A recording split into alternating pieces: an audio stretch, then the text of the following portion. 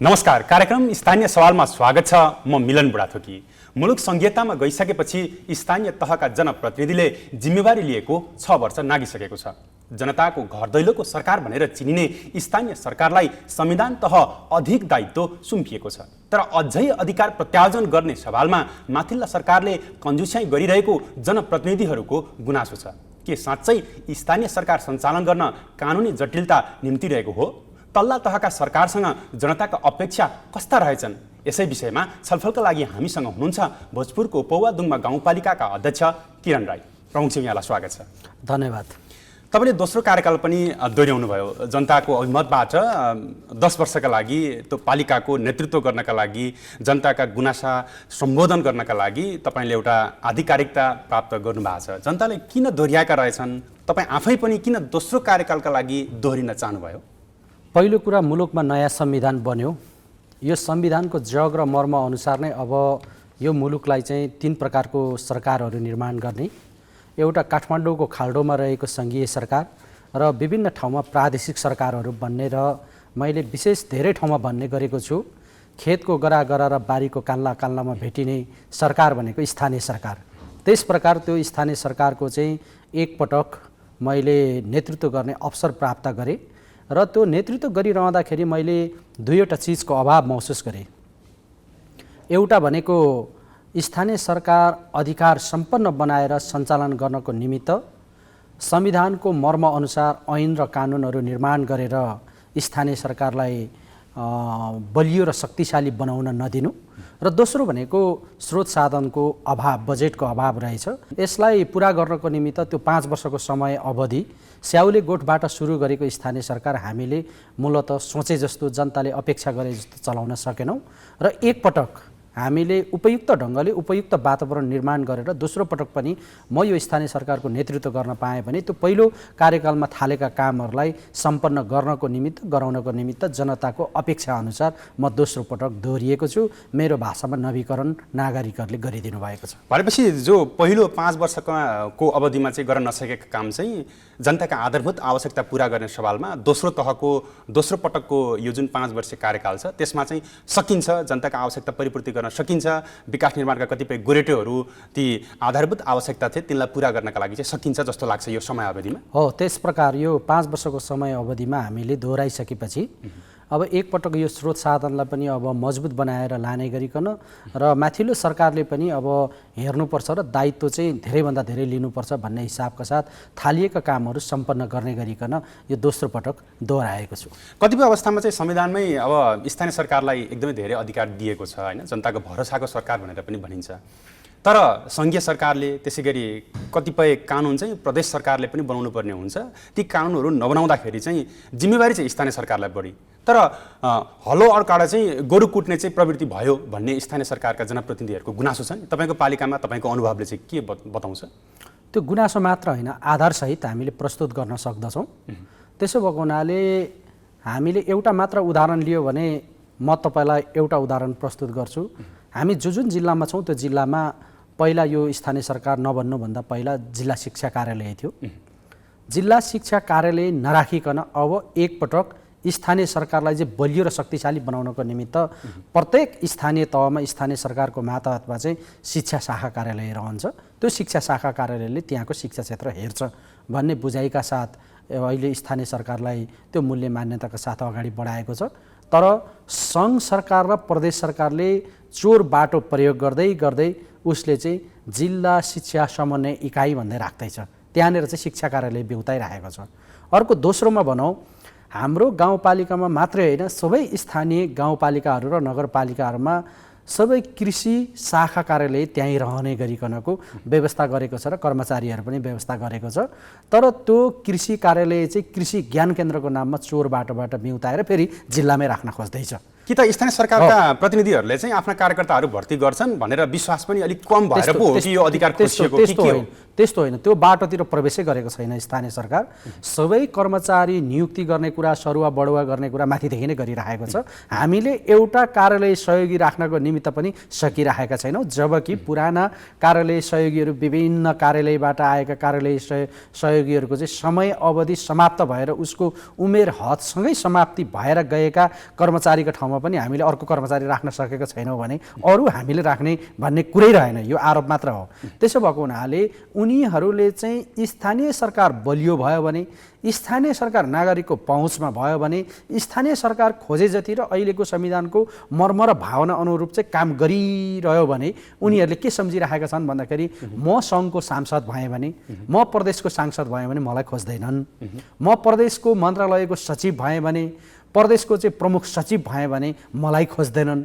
त्यो त कहाँ खोज्ने रहेछ नागरिकले भन्दाखेरि प्रमुख प्रशासकीय अधिकृत खोज्ने रहेछ, त्यहाँ शाखाको प्रमुखहरू खोज्ने रहेछ, गाउँपालिकाको अध्यक्ष खोज्ने रहेछ, उपाध्यक्ष खोज्ने रहेछ, कार्यपालिकाको सदस्य खोज्ने रहेछ, वडाध्यक्षहरू खोज्ने रहेछ। उनीहरूको मेरो चाहिँ अस्तित्व र पहुँचहरू मलाई सोध्ने खोज्ने काम चाहिँ समाप्ति भयो भनेर ब्लक गरिरहेका छन्। त्यसो भएको हुनाले ऐन कानुनका पाटाहरू कार्यान्वयनका पाटामा उनीहरूले चाहिँ अड्काएका छन् र तपाईँले भने जस्तो हलो अड्काएर गोरु कुट्ने काम चाहिँ सङ्घीय सरकारले गरिरहेको छ, प्रदेश सरकारले गरिरहेको छ। यहाँले भने जस्तो आकर्षण स्थानीय सरकार प्रमुखहरूसँग उपप्रमुखहरूसँग किन पनि छ भने दोस्रो तहको स्थानीय तहको निर्वाचनमा होमिनका लागि उम्मेदवार बनेर कतिपय सांसदहरू नै जानुभएको थियो होइन, प्रदेशका सांसदहरू जानुभएको थियो, त्यसले पनि एउटा आकर्षण त यो देखिन्छ नि। भले अब अर्को प्रसङ्गमा जाउँ, केही समय अगाडि चाहिँ राजधानी केन्द्रित शिक्षकहरूको आन्दोलन पनि भयो, तपाईँकै पालिकाबाट पनि धेरै शिक्षकहरू आउनुभयो। तपाईँहरू जनप्रतिनिधिहरूलाई अविश्वास गर्नुपर्ने कारण चाहिँ के रहेछ? तपाईँहरूले शिक्षकहरूलाई चित्त नबुझाउन सक्ने तपाईँहरूको सामर्थ्यमाथि उहाँहरूले किन प्रश्न उठाइरहनु भएको छ? अब यसमा धेरैवटा कारणहरू जोडिएको छन्। थोरैमा मैले मेरो नजरबाट हेर्दाखेरि, मेरो तहबाट हेर्दाखेरि 2-3वटा कारण छन्। पहिलो भनेको करिब अब यो चाहिँ आधा शताब्दी पछाडि शिक्षा ऐन ल्याउन लागेको छ। यसको निमित्त त्यो शिक्षा क्षेत्रका बहुत विज्ञहरूसँग, प्राविधिक टोलीहरूसँग, त्यो सँगसँगै विभिन्न छात्र सङ्गठनहरू छ, त्योसँग परामर्श नगरिकन एउटा कुनै पनि व्यक्तिगत हिसाबमा चल्ने गरिकन एउटा घर खर्च सञ्चालन गर्ने जस्तो, घर चलाउने ऐन नियम बनाए जस्तो सरकारले बनाउन खोज्दैछ र त्यो लाद्दैछ, त्यसको विरुद्धमा शिक्षकहरू पहिलो चरणमा छन्। अब दोस्रो भनेको कुनै पनि शिक्षकले चाहिँ गल्ती कमी कमजोरी गर्यो भने उसलाई सफाई पनि पेश गर्न समेत ठाउँ नदिकन उसलाई चाहिँ जागिरबाट समेत निलम्बन गर्ने भनेको हो भने चाहिँ म एमालेबाट निर्वाचित भएको पौवादुङमा गाउँपालिकाको अध्यक्ष, जो मान्छेहरू कङ्ग्रेसको सङ्गठनमा लागिरहेका छन्, जो माओवादीको सङ्गठनमा लागिरहेका छन्, जो अन्य सङ्गठनमा लागेका छन्, ती मान्छेलाई मैले पौवादुङमा सरकारको निर्णय भनेर खारेजी गर्ने पाएँ। अर्को ठाउँ फेरि एमालेको मान्छे खारेजी हुने भयो, तजबिजीको अधिकारबाट चल्ने हो। त्यसो भने त्यसको विरुद्धमा उहाँहरू हुनुहुन्छ भन्ने मेरो दोस्रो बुझाइ। र तेस्रो भनेको के हो भन्दाखेरि शिक्षकहरूले पाउने सेवा सुविधाको सन्दर्भमा र शिक्षकहरू नियुक्ति गरिराख्दा, सरुवा बढुवा गरिराख्दा एउटै आँखाबाट हेरिनुपर्छ र कार्यान्वयन गरिनुपर्छ।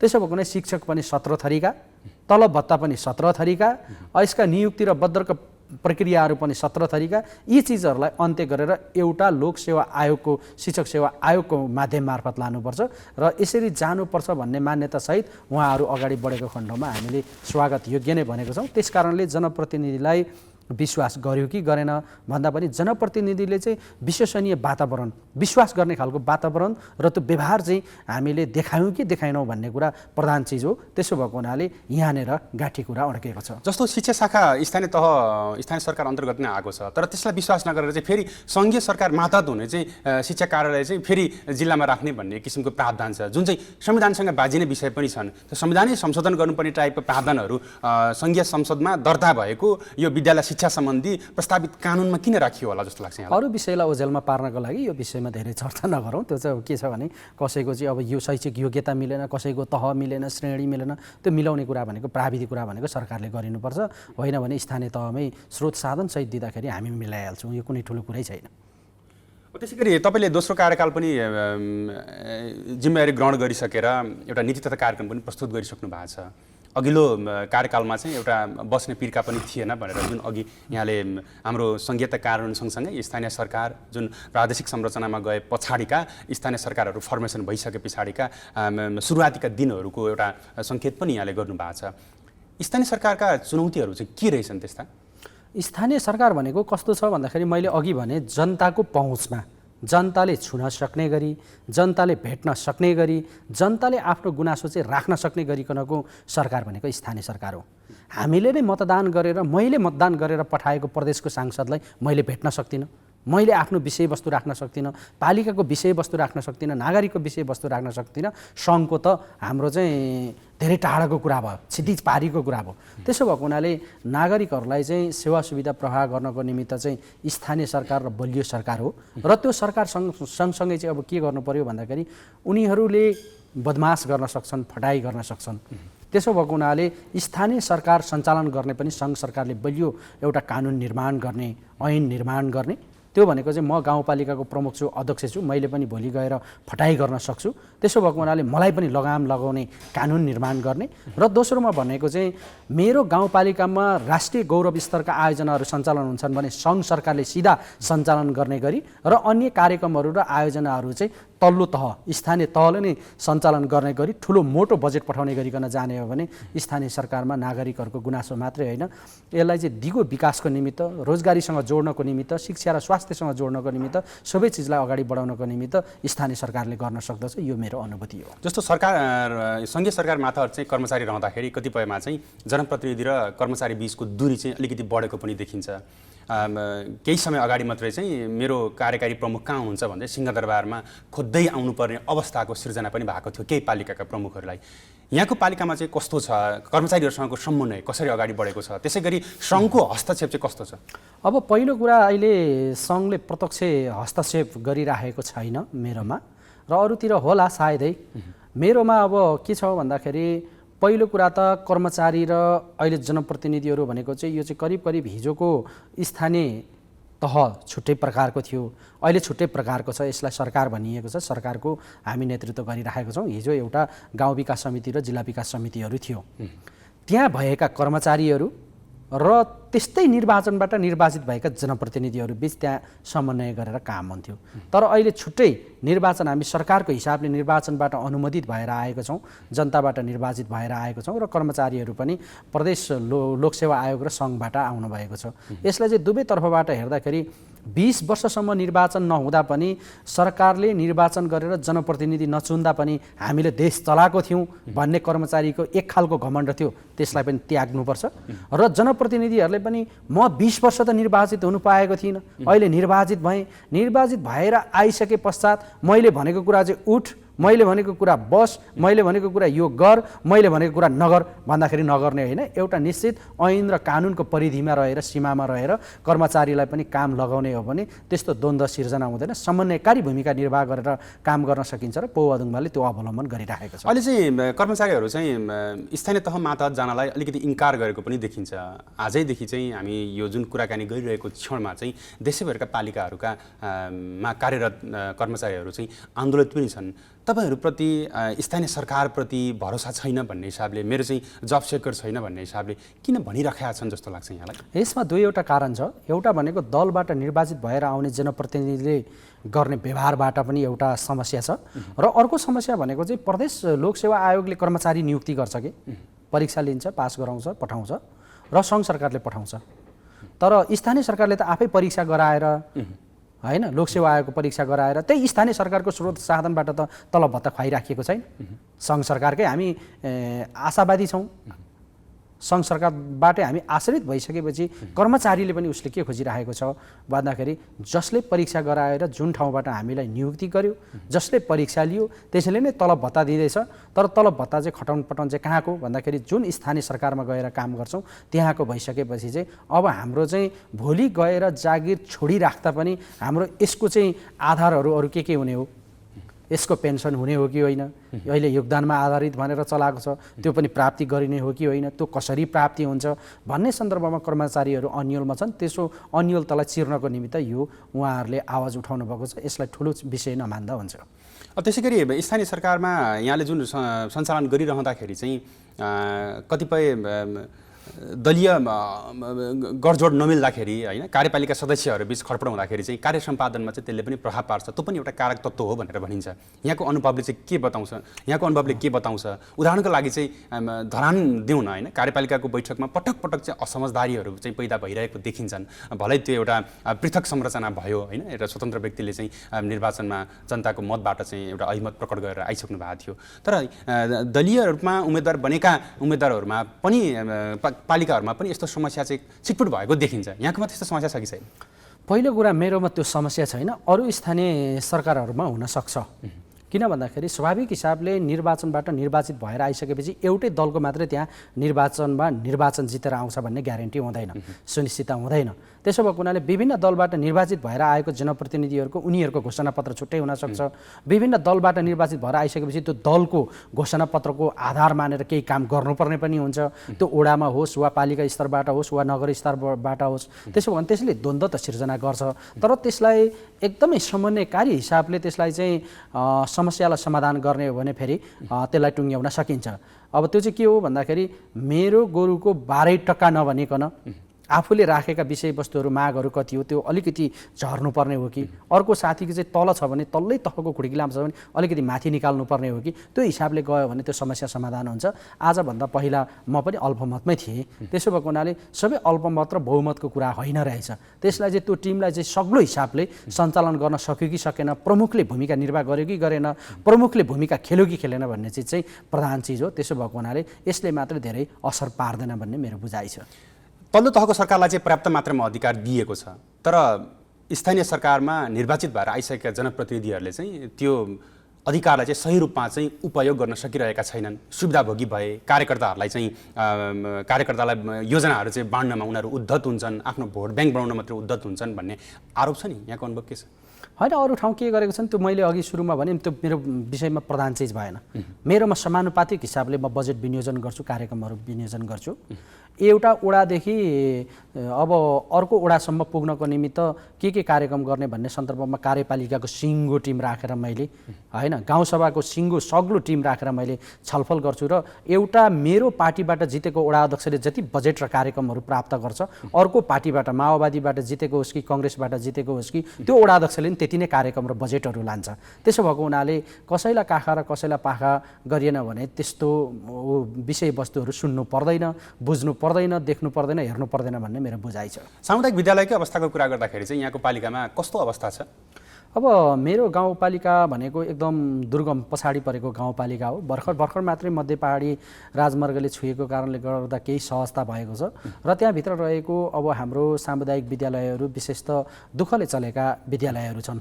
हिजो जिल्ला शिक्षा कार्यालय हुँदाखेरि कसैको बहकाउमा लागेर लहरमा लागेर खोलिएका विद्यालयहरू पनि छन्। कुनै विद्यालयहरू चाहिँ देउसी भैलो खेलेर पनि खोलिएका विद्यालयहरू छन्। कुनै विद्यालयहरू चन्दा सङ्कलन गरेर पनि, कतिपय ठाउँमा त वैदेशिक रोजगार र विभिन्न लाउरेहरूमा गएका विभिन्न ठाउँमा गएका मान्छेहरूले पैसा लगाएर खोलेको विद्यालयहरू पनि छ।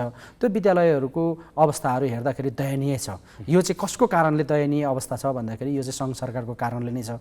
स्वास्थ्य मन्त्रालयले बच्चा धेरै नजन्माउने भन्छ, शिक्षा मन्त्रालयले बच्चा खोज्छ, अनि त्यो बच्चा अनुसार मात्रै शिक्षकको दरबन्दी दिन्छु भन्छ होइन। अनि त्यही मन्त्रालयले फेरि के भन्छ भन्दाखेरि एउटा बच्चालाई आधा घन्टाभन्दा धेर नहिँडाउ, आधी घन्टाको दूरीमा चाहिँ स्कुल हुनुपर्छ भन्छ।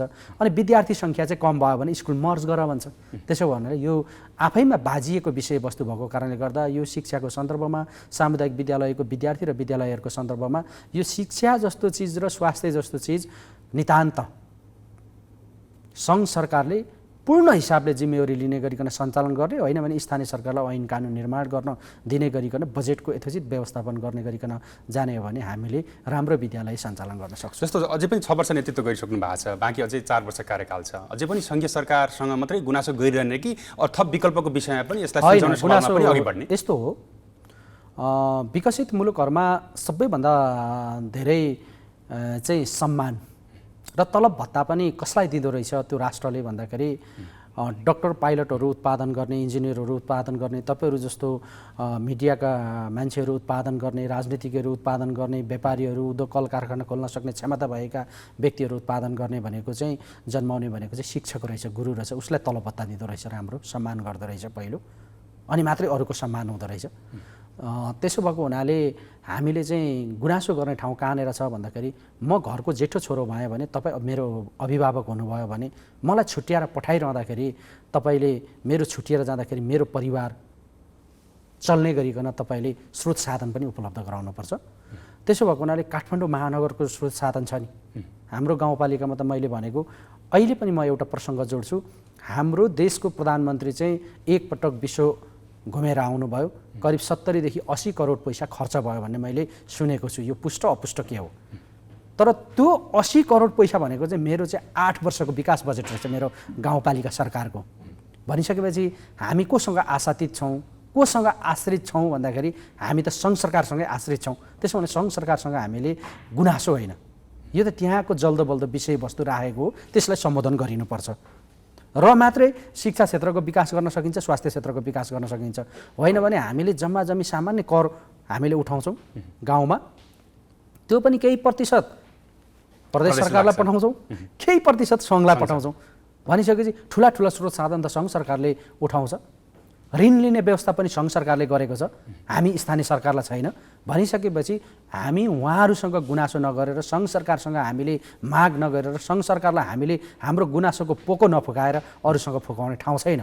त्यसो भने यस्ता चिजहरू उसले नितान्त सबै हिसाबले चाहिँ ग्रहण गरिदिने हो भने, जिम्मेवारी लिइदिने हो भने फेरि हामीले गुनासो नगर्न पनि सक्छौँ। यो विषय मैले राख्न खोजेको हो। जस्तो आफ्नो पालिका क्षेत्रभित्रका जनताहरूलाई सीमित स्रोत साधनका बावजुद पनि आर्थिक उपार्जनतर्फ लगाउनका लागि अधिक नागरिकहरू करिब 2913 घरधुरी भएको यहाँको पालिकाभित्रका नागरिकहरूलाई आर्थिक जीवनस्तर उकास्ने सवालमा कृषिमा बढी आश्रित भएको हामीले देख्यौँ। त्यसका लागि के कस्ता योजनाहरू चाहिँ अघि बढाउनु भएको छ यहाँले? अनि कृषिमा हामीले धेरै योजनाहरू अगाडि बढाएका छौँ, तर त्यो सानो बजेट र सानो कार्यक्रमको कारणले गर्दा धेरै हामीले त्यसको चाहिँ परिणाम दिन सकिरहेको छैनौँ, थोरै मात्र दिन सकिरहेको छौँ।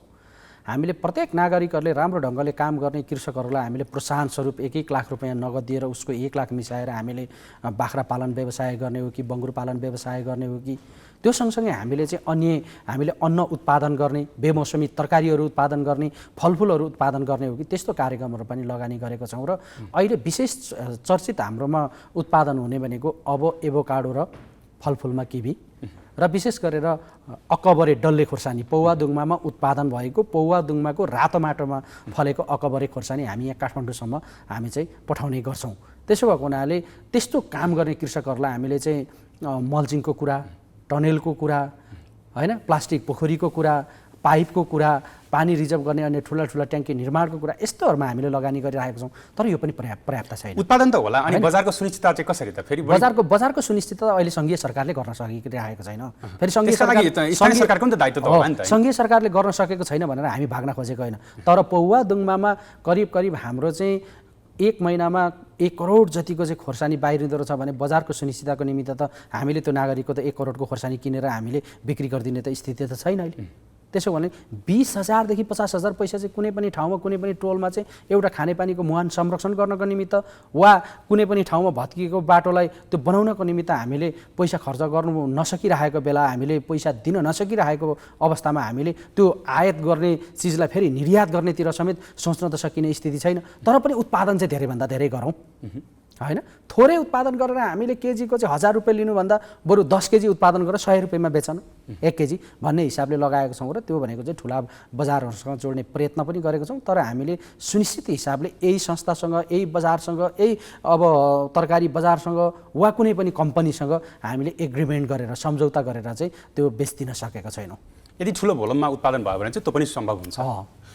पालिकाको विकास गर्नका लागि चाहिँ महत्त्वपूर्ण योजनाहरू यहाँले सार्नुभएका योजनाहरू चाहिँ के छन्? पालिकाको अब समग्रमा अब अल्पकालीन खालका कार्यक्रमहरू 1 वर्षमा सम्पन्न हुने कार्यक्रमहरू धेरै छन् र दीर्घकालीन उद्देश्य प्राप्ति गर्ने खालका ठुला आयोजनाहरू, बहुवर्षीय कार्यक्रमहरू पनि धेरै छन्। त्योभित्र अब यो सरकारहरू चाहिँ अब विभिन्न हिसाबले परिवर्तन भइराख्ने भएको कारणले गर्दा प्रत्यक्ष ती कार्यक्रमहरूलाई पनि असर परेको छ। हामीले गाउँपालिका स्तरको चाहिँ यो जुन अब अहिले मध्यपाडी पुष्पलाल लोकमार्ग छ, त्यहाँबाट 3 किमीभित्र पसेपछि हाम्रो गाउँपालिका पुग्दछौँ र त्यहाँबाट चाहिँ करिब अब 30 किलोमिटर तल झरेपछि हिजोको नुन बोकेर खाने हाम्रो अधेरी घाट हुँदै हाम्रो धनकुटा हिलेको बाटो जोडिन पुग्छौँ। त्यो बाटोलाई पहिलो तहमा हामीले अहिले कमसेकम बर्सातको टाइममा पनि हिँड्ने गरिकन, असार साउनमा पनि हिँड्ने गरिकन त्यसलाई चाहिँ ग्राभेल गरेको छौँ। त्यसलाई अब पक्की बनाउने काममा, कालोपत्री गर्ने काममा लाग्नुपर्छ भन्ने हिसाबका साथ हामी पहिलो नम्बरमा राखेर गएका छौँ। दोस्रो भनेको चाहिँ अब नागरिकहरूले खानेपानी पाइरहेका छैनन् मेरो पालिकाभित्र। पहिलो कुरा मुहानै छैन मेरो पालिकामा, हामीले अन्य पालिकाहरूबाट आश्रित हुनुपर्ने छ। तर पनि हामीले 1-2वटा आयोजना सञ्चालन गरेर केही नागरिकहरूको घर दैलोमा खानेपानी पुर्याउने काम गरेको छौँ। अरू नागरिकहरूकोमा पुर्याउनको निमित्त हामी दिनरात नभनिकन काममा लागेका छौँ। यो भनेको दोस्रो कार्यक्रम भयो। तेस्रो भनेको हिजो माओवादीको द्वन्द्वकालमा जति बेला गाउँ विकास समितिहरू थियो, गाउँ विकास समितिहरू कतिपय त्यो आगजनी भएको थियो, कतिपय बम ब्लास्ट गरेर पड्काएर सकेको अवस्था थियो, कतिपय ठाउँमा चाबी लगाइएको थियो।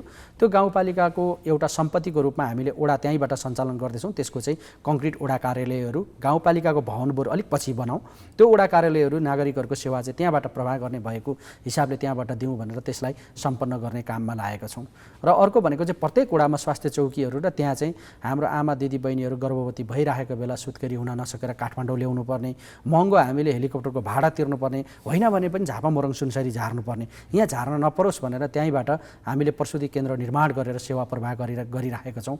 त्यस्तो कामहरू गरेका छौँ। र अब यसपटकबाट हामीले सङ्घीय सरकारले त गर्यो, कति बेला मनमोहन अधिकारी नेतृत्वको सरकारले त्यति बेला अर्थमन्त्री चाहिँ भरतमोहन अधिकारी भएको बेला अब प्रत्येक ज्येष्ठ नागरिकहरूलाई 100बाट थाल्यो भत्ता दिने कार्यक्रम, एकल महिलाहरूलाई, अपाङ्गहरूलाई त्यसरी दियो।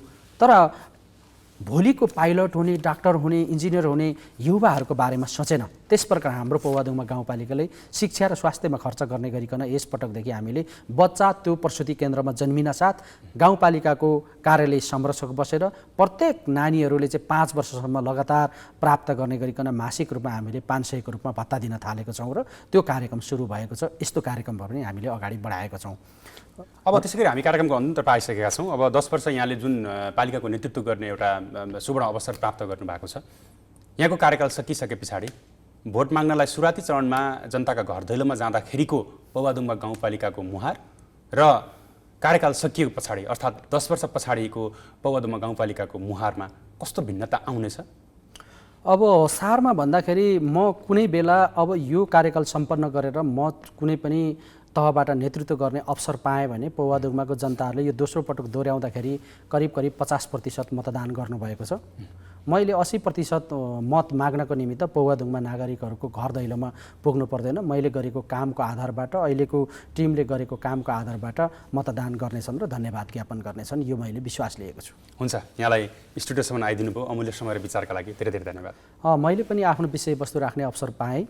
यसको निमित्त यो तपाईहरूको कार्यक्रम मार्फत सबैलाई म धेरै धेरै धन्यवाद र आभार प्रकट गर्दछु र विशेषतः तपाईँहरूलाई पनि म धन्यवाद आभार प्रकट गर्दछु। धन्यवाद। उहाँ हुनुहुन्थ्यो भोजपुरको पौवादुङमा गाउँपालिकाका अध्यक्ष किरण राई। आजलाई कार्यक्रम स्थानीय सवाल यति नै। अर्को हप्ता नयाँ पाहुनाका साथमा उपस्थित हुने नै छौँ। तबसम्मका लागि हामी सबैलाई आज्ञा दिनुहोस्। नमस्ते।